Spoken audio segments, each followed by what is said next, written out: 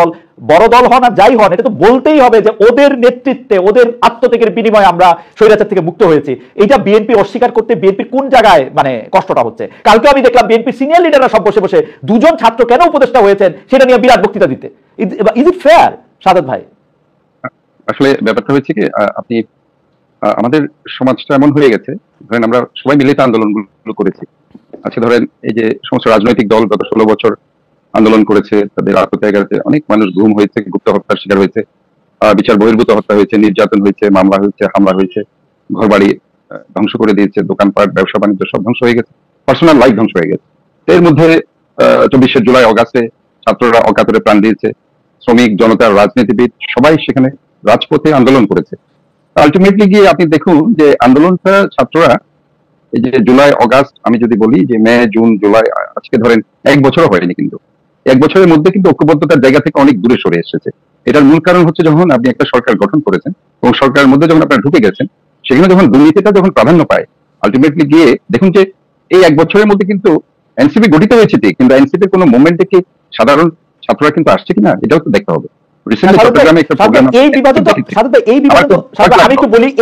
আপনারা সৃষ্টি করতেছেন প্রতিটি থানায়, প্রতিটি জায়গায় যতগুলি স্বার্থের জায়গা আছে ততগুলি স্বার্থের জায়গায় বিএনপি যাইতেছে, ওরা এনসিপিরা দেখতেছে পাইতেছে না কিছু, সেজন্য বিএনপি ছাত্রদল তাদের সাথে লাগতেছে। এই বিবাদ তো আপনাদের সৃষ্টি। এনসিপি তো আমি ওই জায়গায় বলছি না, ধরেন আমি যে জায়গাটা অ্যাড্রেস করতে যাচ্ছি সেটি হচ্ছে যে সাধারণ ছাত্ররা কিন্তু বৈষম্য বিরোধী ছাত্রের প্রতি অথবা বৈষম্য বিরোধী ছাত্র থেকে তো এনসিপির আত্মপ্রকাশ হয়েছে। আলটিমেটলি গিয়ে দেখুন তাদের প্রতি তো একটা সমর্থন ছিল গত 1 বছরে, এবং আমরা যখন আন্দোলন সংগ্রামগুলো হচ্ছিল, তারা যখন মুভমেন্ট করছিল, হাজার হাজার ছাত্ররা সেখানে পার্টিসিপেট করছিল। কিন্তু রিসেন্টলি আমি বলতে চাচ্ছি এই যে আপনি যদি রিসেন্ট এনসিপি আত্মপ্রকাশ করার পরে তারা যে প্রোগ্রামগুলো করেছে সেখানে কেমন তাদের পার্টিসিপেন্টস হয়েছে সেটা কিন্তু একটা আমাদের চিন্তা ভাবনা করতে হবে। তাহলে এই যে গত বছরের যে তাদের প্রতি একটা সমর্থন, 1 বছরের মধ্যে এই সমর্থনগুলো কমে গেল কেন? তাহলে ওইখানে কি নৈতিকতার কোনো অভাব হচ্ছে না? বিএনপি জামাতের না, এনসিপির সমর্থন কমে গেছে কারণ বিএনপি আর জামাত এনসিপির এগেইনস্টে চলে গেছে, সেজন্য ওইখানে তো আমি আজকে ধরে নিলাম যে তাহলে কি এই যে আন্দোলনটা বিএনপি করেছে না? আমরা যে এখন বারবার বিএনপি আন্দোলনে ছিল না, আমরা যে বলছি জামাত ছিল না, আমরা একাই করেছি, আমরা এই জায়গায় তো প্রবলেমটা। আমি একটু সাকিবের কথাটা শুনবো, কিন্তু সাধারণত আপনার কাছে মনে হয় না যে এই আন্দোলনটা তো রাজনৈতিক আন্দোলনই ছিল না? আসলে আন্দোলনটা তো চাকরির আন্দোলন। আন্দোলনটা যদি রাজনৈতিক আন্দোলন হইতো তাহলে তো এটা অন্য জিনিস হইতো।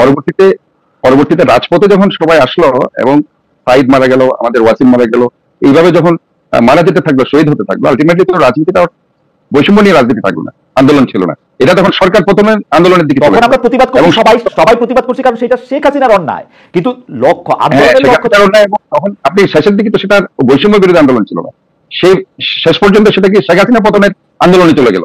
এবং যার কারণে আপনি দেখেন যে সর্বস্তরের সবাই, শ্রমিক ছাত্র জনতা রাজনীতিবিদ সবাই রাজপথে নেমে গেল। এবং আপনি দেখুন যে 5 অগাস্টে সেদিন শ্রমিকরাই তো বেশি ছিল। আপনি যদি সেদিন অবস্থা দেখেন, সেদিন শ্রমিকরা যদি বিভিন্ন জায়গা থেকে ঢাকা অভিমুখে যদি রওনা না দিত তাহলে কিন্তু ওই দিন পতন এমন হতো না।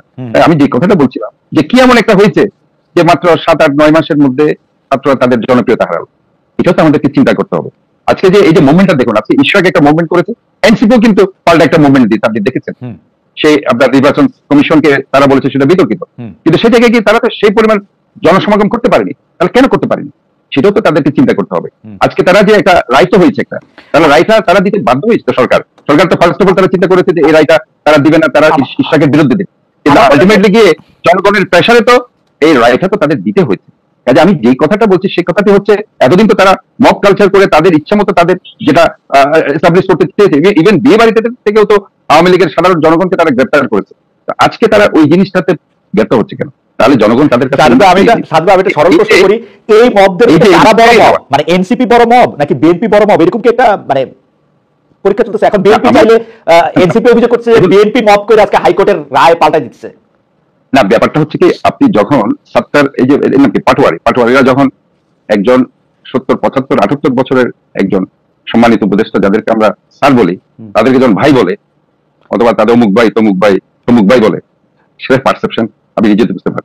ভাই বলে ঠিক আছে, ধরেন আমার অসুবিধা নাই, কিন্তু ওদের রায় দিয়ে দিতেছে ওয়াহিদ ভাই এডুকেশন সেক্টর শেষ করে দিচ্ছে, কি সালাউদ্দিন ভাই ফিনান্সিয়াল সেক্টর শেষ করে দিচ্ছে। এখন আপনি ধরেন তাদের প্রোফাইলে যদি আপনি যান, এদের যে অবদান এবং বাংলাদেশের তারা যে কত সম্পদ, এই জিনিসটা যদি এখন আমরা বুঝতে না পারি, তাদেরকে যদি আমরা আমরা যদি তাদেরকে এই কথা বললে এটা জবাব এনসিপির কাছে আছে, আপনারা তো শেখ হাসিনারা সরাইতে পারেন না, আমরা সরাইছি।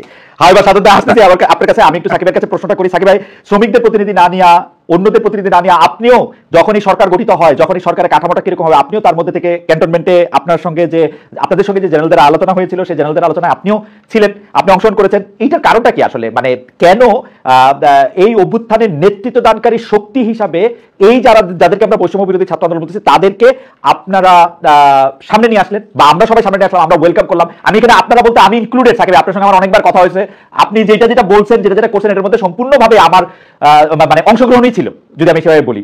সুতরাং আপনার মধ্যে এখানে আমিও ইনক্লুডেড। আমরা কেন ওদেরকে সামনে আনলাম, ওদেরকেই এটা নির্বাচিত করলাম, এবং ডক্টর মোহাম্মদ ইউনূস কেন ওদেরকেই বললেন যে মানে তারা মাস্টার মাইন্ড, তাদের মেটিকুলাস প্ল্যান,